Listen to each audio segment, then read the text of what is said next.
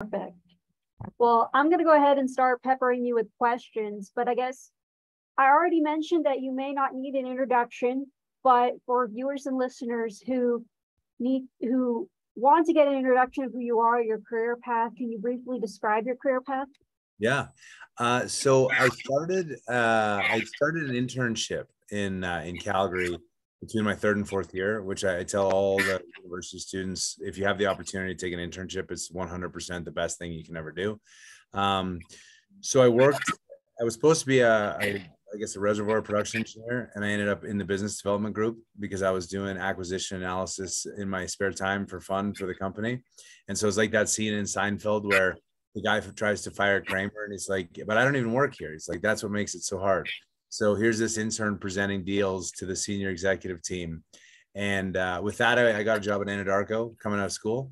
I worked at Anadarko across all the functions. And in 2006, Anadarko sold Canada, bought Kerr-McGee, and bought Western Gas, which is how I ended up in Denver.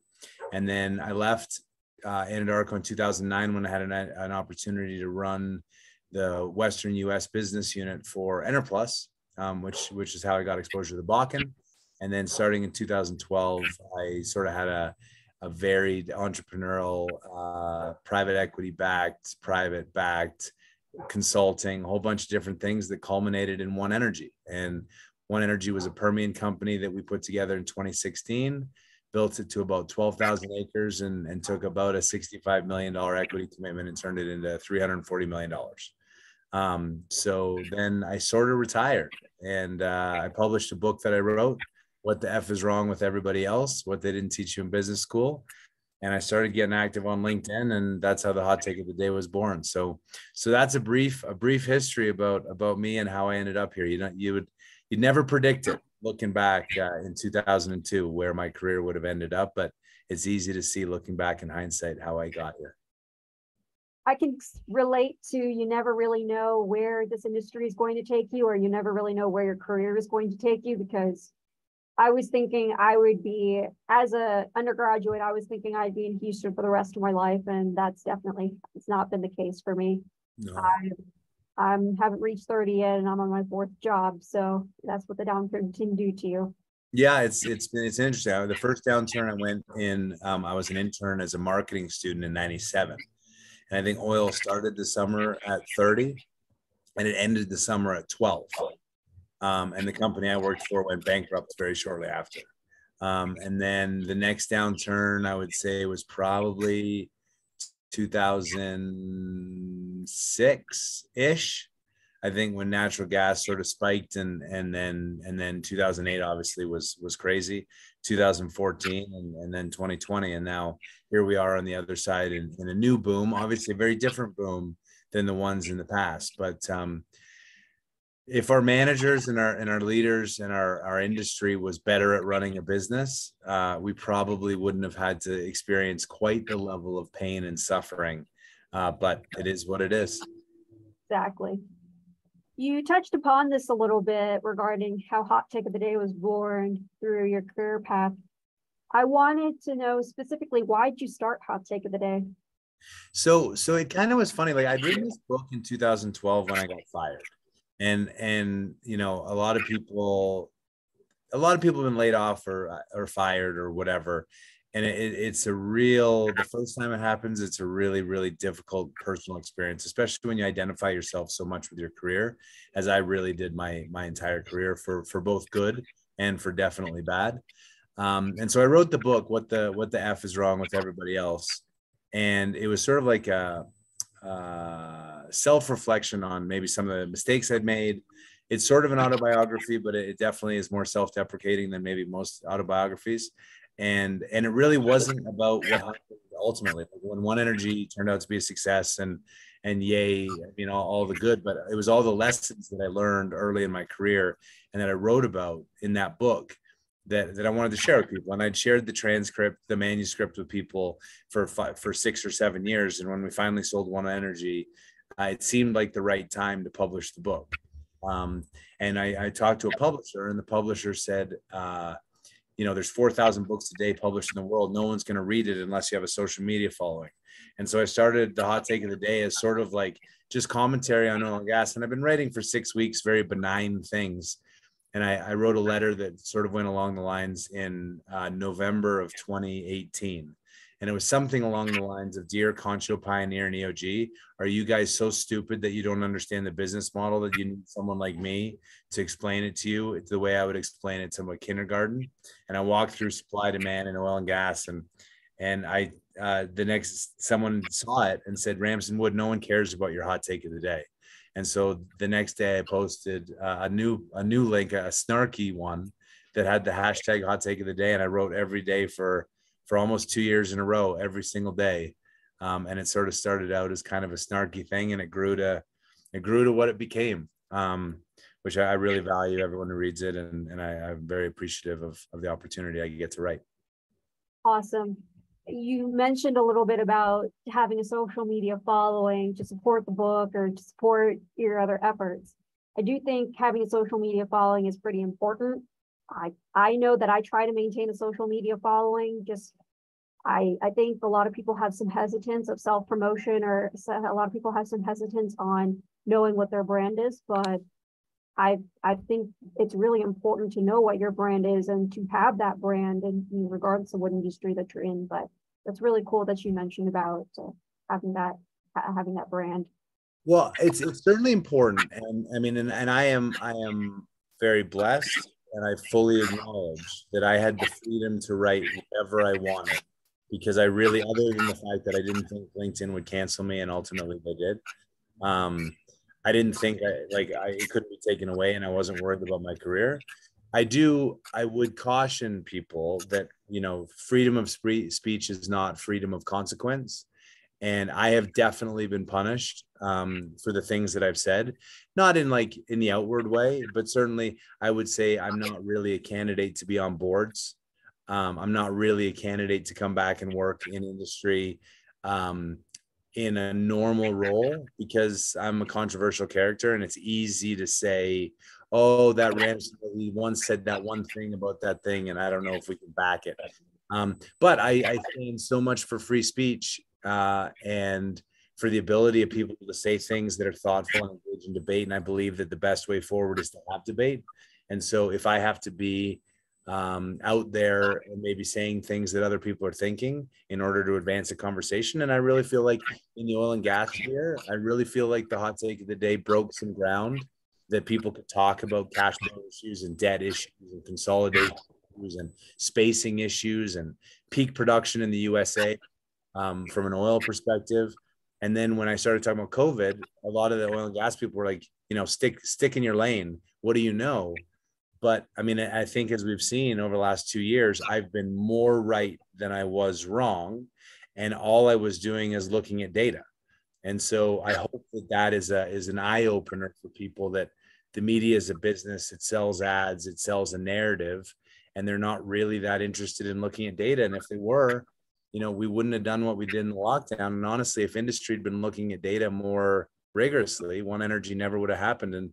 And someone else would have made a really good return. But the reality was nobody was looking where everyone else should have been. So that, anyway, it's a wonderful experience. It's kept me close to the industry. And I've made a lot of wonderful friends as a result of it. And I just, I feel net very, very positive overall. Well, that's another use of net positive. 100%. At least it's not net zero. Yeah. Oh man, I can't wait for your hot take of the day for that one. I was wondering, you mentioned a little bit about you wrote your first book in 2012, and I was wondering what the impetus is behind the book. What the cause of why'd you write the book? Well, as I said, I mean, it was really a processing mechanism for when I got laid off, and I obviously I'm an artistic person and I enjoy writing very much. And I think I needed to write down, I needed to talk myself through the story. It was very hard. I remember getting fired. It was February 1st, 2012. And it was a Wednesday. And I used to go hit golf balls at lunch because I wanted to go qualify for the US Open. I didn't realize quite how good these guys are. Like, I'm a good golfer, I'm an excellent golfer, but they're just like so much better. So I'd hit golf balls every day, and I got a meeting request for HR for like an org design meeting at 4:30, which, you know, you can always feel when you're getting fired. And so I was like, that's the meeting I get fired at. And so I declined the meeting request. And so that was pretty fun.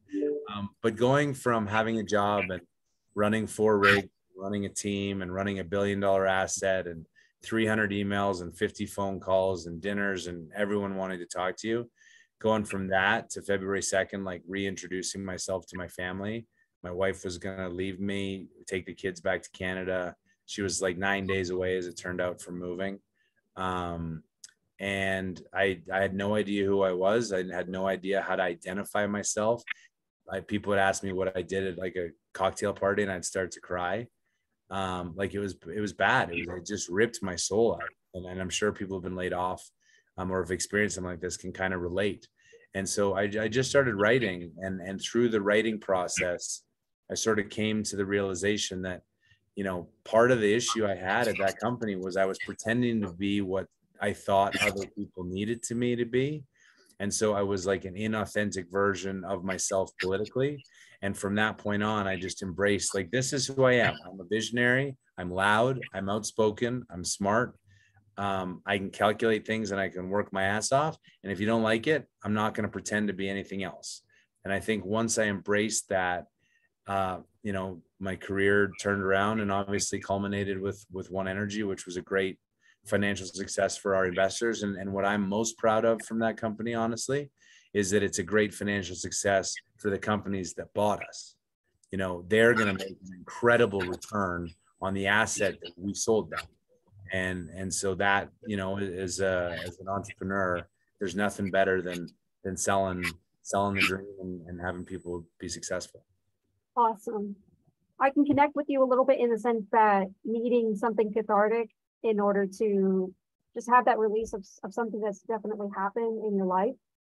I knew I wanted to start the YouTube channel for quite some time, but I didn't really know how to start it. And it was a comment I ended up getting that I'm a queen of self-promotion, that just caused me to say, well, let's see about that. Right. Use it to my advantage. So I started the YouTube channel and I started the podcast. Yeah.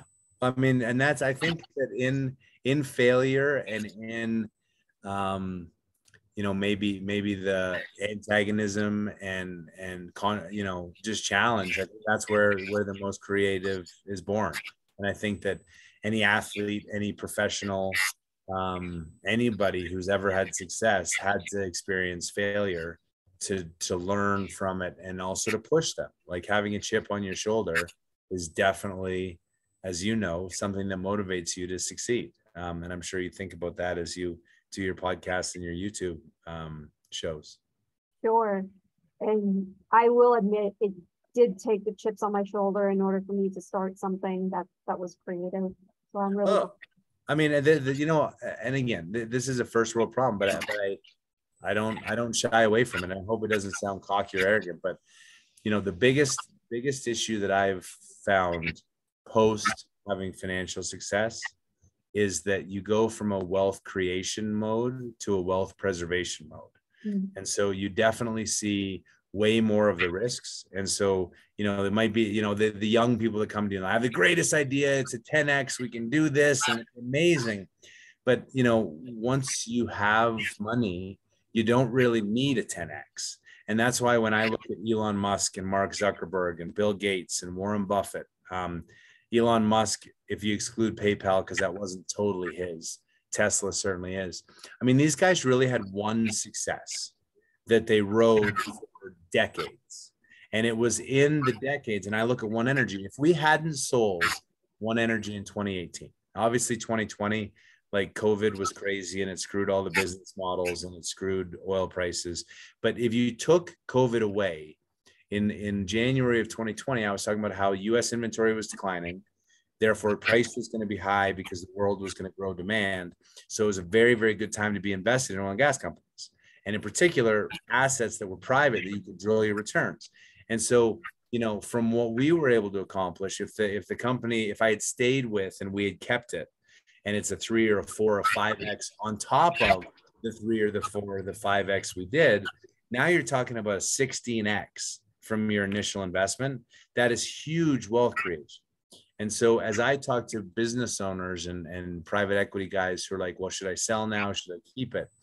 I mean, yeah, getting some money off the table because it's so life-changing is important, but you really only get one win in your life, in my opinion. And so you got to ride that thing all the way off into the sunset and take appropriate money off the table on the way. But man, the longer you can go, you just compound, and that's how you get the Zuckerbergs and the Gates and the Bezoses. Absolutely. I wanted to pivot a little bit on one thing I noticed on your LinkedIn title was being an advocate for energy, for the energy or for oil and gas. And a question that brought into my mind was something that Alex Epstein does in the moral case of fossil fuels and his book, A Fossil Future, his upcoming or his newest book. I was wondering, what kind of ammo would you provide people in the oil and gas industry when trying to respond to those who don't agree with the industry?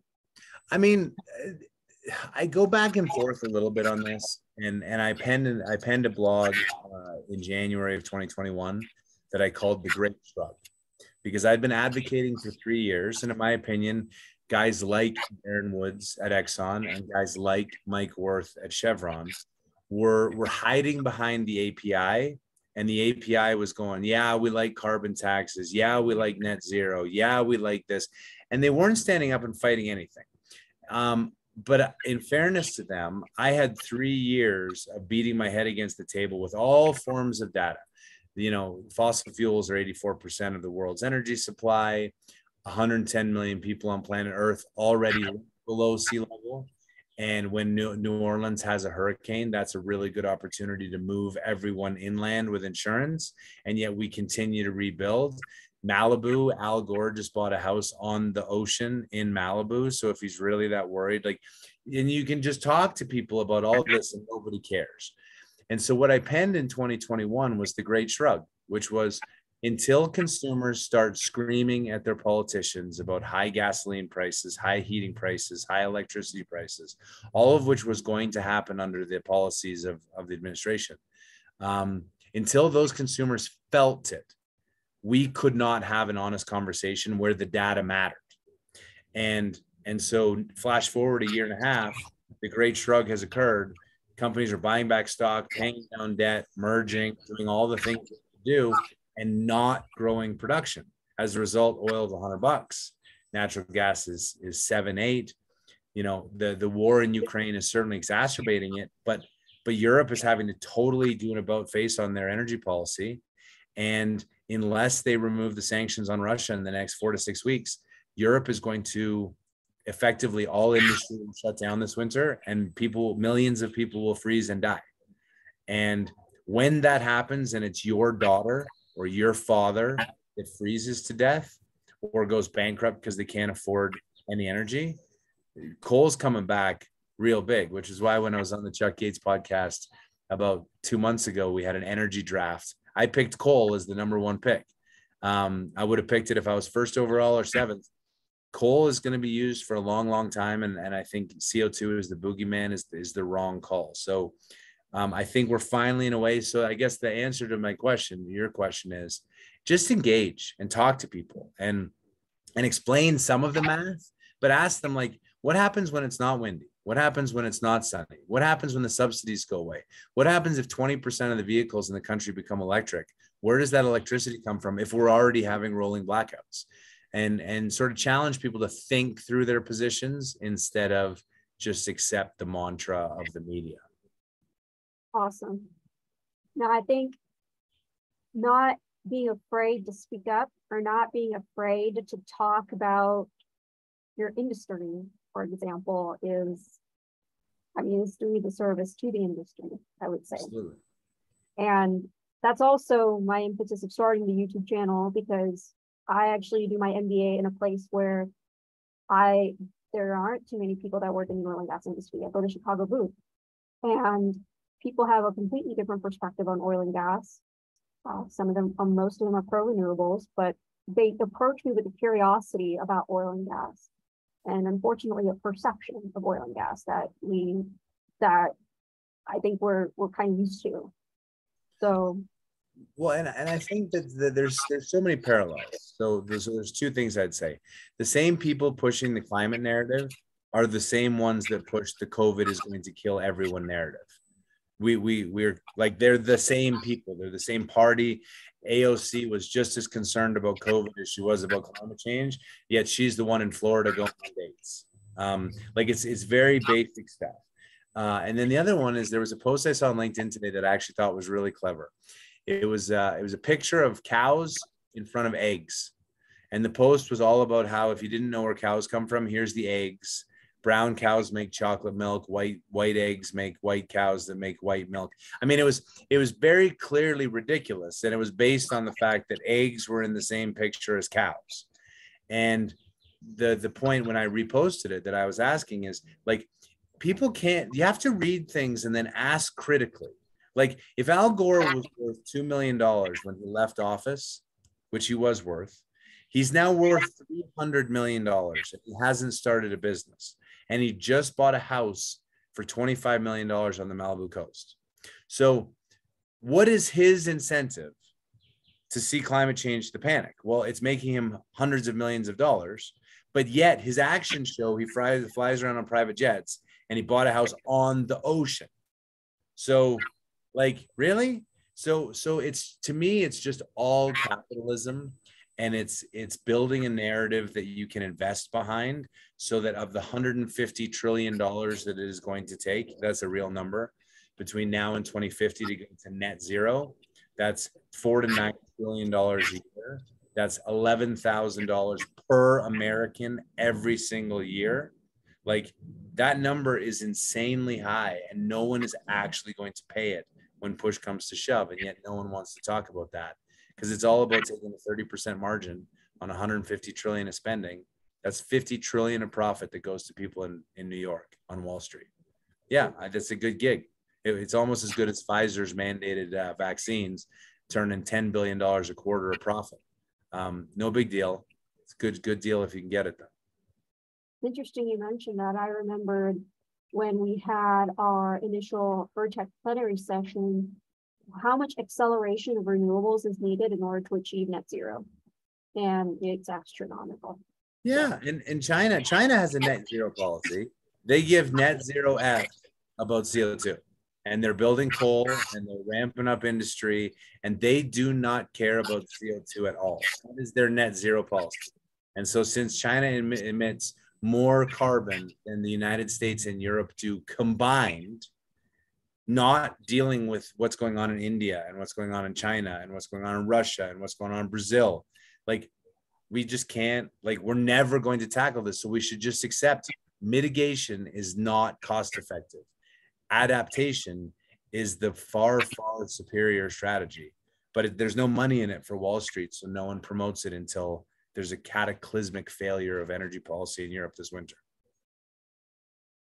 I wanted to pivot back to your hot takes. Yeah. And it's not just the impetus of like how hot takes started, but I'm curious to know, because I feel like YouTube videos and podcast videos are kind of like children. You end up having a favorite. So what are your favorite hot takes? Oh man. I mean, I really liked, I think technically I missed the technical Tuesdays. And you know, as I've I don't know if grown as a person is the right thing, but when I was really actively still involved in oil and gas, and I would break down balance sheets once, like every Tuesday, and talk about where companies were headed. But I was doing it more as like, this is a warning sign of valuations and balance sheets, and these are the problems, and this is why. And I teach a class at Western Colorado University where I teach energy systems through the lens of balance sheets. So when we talk about a solar company, we take a company that is public, like Solar City, and we can look at their financials and we show, is this a good business? And I do that for coal, uranium, oil, gas, batteries, lithium, pick your thing. But I always felt like that was good. So I enjoyed that series. In September of 2019, I wrote an article series called Peak Oil USA, where I predicted that we would never again achieve a higher production volume than, at the time, it was 12.8 million barrels a day. And ultimately, between November of 18 and March of 20, before COVID lockdowns, the US declined every month for 5 months. And so I'm proud that I was one of the first, technically, to sort of identify that we just, no matter how much capital, we are running out of inventory, declines are high, there is no way we can get back there. So I like that one. And then, I really like the ones about the kids. And I know, like, some people, that's not like business and stuff, but, I think a lot of people have a lot of impressions of who I am based on my writing, and I'm a little pithy and a little bit cocky, but at the end of the day, like, it's a bit of a character. And yet, like, watching my boys grow up and watching them fail and learn and grow and cry with hockey and golf, I enjoy sharing those stories personally for me, but also I think there's a lesson in there.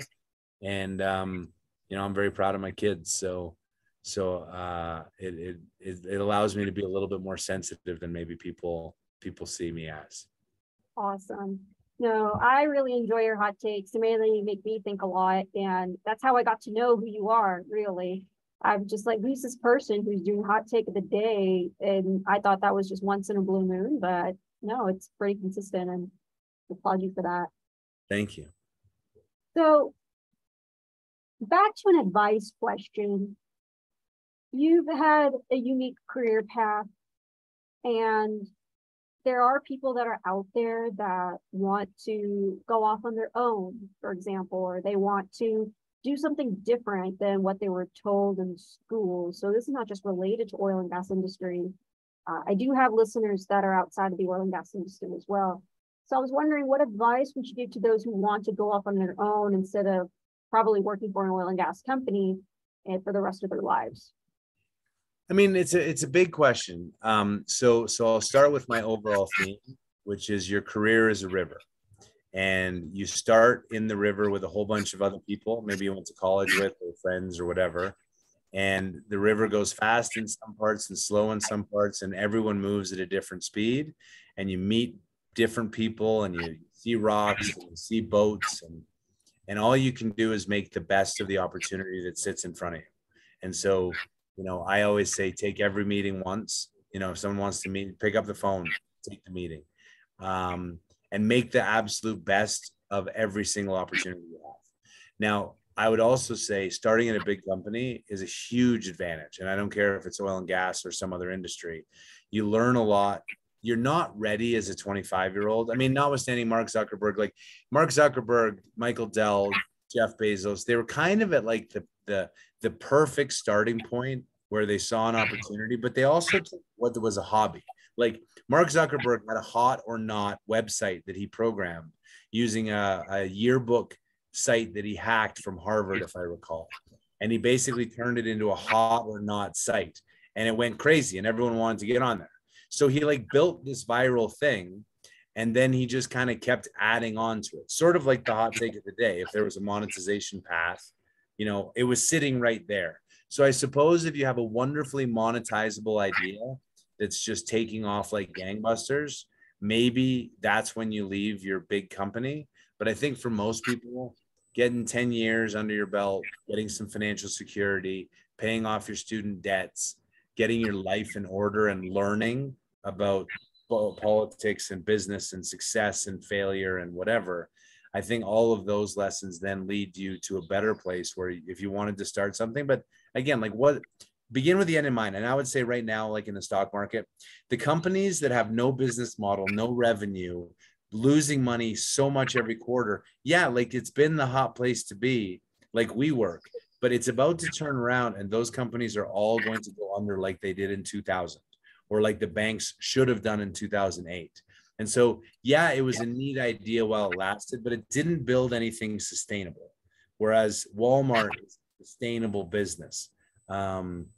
Exxon is a sustainable business. So I think it takes career and experience, but just treat every interaction as a river and just see where your career goes. And at the end of the day, we all end up in the ocean. So.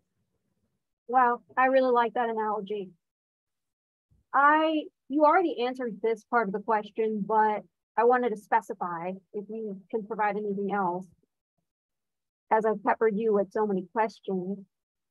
What separates people from the pack in this industry?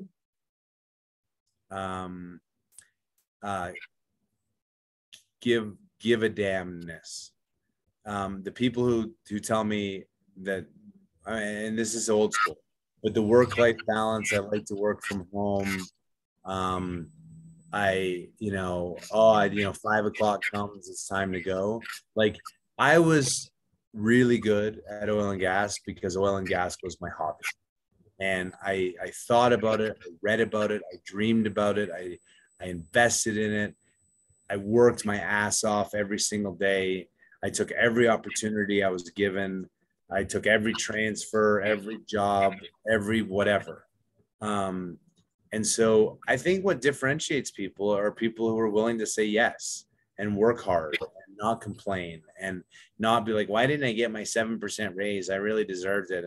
But I have to leave at 5 and I need my 5 weeks vacation. And all those things are important, but that's not how you differentiate yourself. And I use athletes as an example because I was a competitive athlete growing up. While I'm sleeping, the guys I'm trying to beat are training. Yeah. So I better be really, really effective in my sleep so that when I wake up, I can be really, really effective in my training, because that's how you become the best. And so this whole career and politics are a great way. Many people I know in industry are horrible technically, but boy, they're good at politics. And that's what they chose to be good at. And they worked at it and they became the best at it. And now they're running companies. So I don't respect that. But to each their own, and they've had great success at it. So well done to you. So that's how I would say you have to differentiate yourself. Is you just got to be better and treat it like a sport. Don't treat it like a job. Perfect. Yeah, I think the branding is something that I could relate. It's something that I can connect to in that way. I didn't really know that I was branding until people started telling me that, oh, you're branding. You're doing a really good job branding. Right. It didn't even occur to me. But once I started getting that kind of feedback that I'm really good at branding, I ran with it. You got to, right? Otherwise, a lot of people say, look, I don't agree with a lot of things you say. But this one woman, when I was in Chicago giving a speech at the AAPL, actually, Alex Epstein, he was the opening speaker and I was the closing. But this woman came up and said, I have to let you know, I've blocked and unblocked you 10 times over the last 4 years, because I read you, I get really mad, and then I cut you off. And then I realize that the quality of the content that's on LinkedIn falls when I'm not reading you. And at least you make me think. And then I unblock you until I block you again. And I wanted you to know. And that was one of the highest compliments I could ever imagine. So there you go. Perfect. Well, David, that's all the questions I had for you. And It's such a pleasure to have you on this podcast. I'm sure there's quite a few listeners that have been eager to listen to you and listen to your thoughts, aside from what you've already published. Well, I appreciate it. And if you're not following and you want to reach out, I have a Substack. Substack is what I would say is the future of media. I've written a number of posts about it, but it's totally censorship free. It's totally independent authors and journalists who are writing. They have no narrative. They have no dog in the hunt. They write what they see. And so you can follow me at hottakeoftheday.substack.com. And yeah, I'm around, and I appreciate very much the invite to come on the show, and look forward to staying in touch and chatting in the future if someone picks a brain and you want to talk about it. Of course. Well, viewers and listeners, that's a wrap. This is PetroPapers Podcast, a technical leadership special. I'm Yoshi Pradhan, and we're signing off.